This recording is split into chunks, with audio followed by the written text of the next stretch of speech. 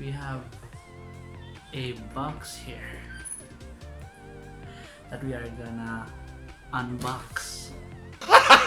Gago! This is an air condition, 1.5 horsepower, Xtreme cool brand. Anyway, let's proceed with the unboxing. So right here is the actual box. You can see Xtreme cool. Hey, Pat. AC unit. This is the what's that called? It's version, I think. And the specs right here. Pause mo lang yan kung gusto mong read nyan. Meron din tayong ibang information dito regarding sa energy guide. Pause mo na rin yan kung gusto mong ito rin yung basics. Ito. Anyway, let's proceed with the unboxing.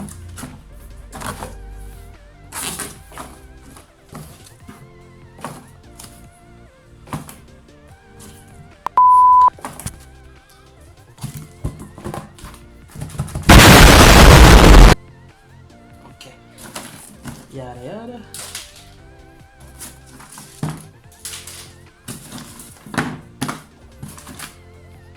Manual. Jesus Christ.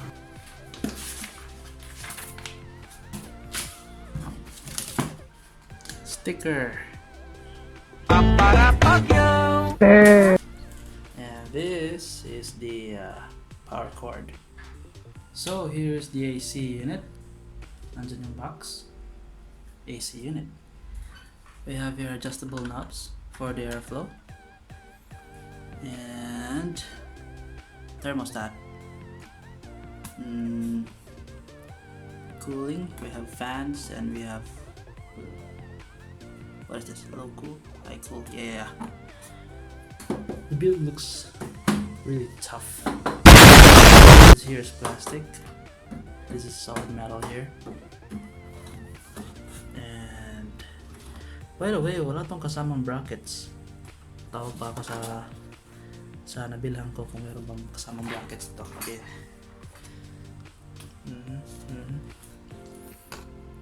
Okay. And ito yung filter. Monthly cleaning. So, Xtreme cool 1.5 horsepower inverter AC, priced at 6,800 pesos.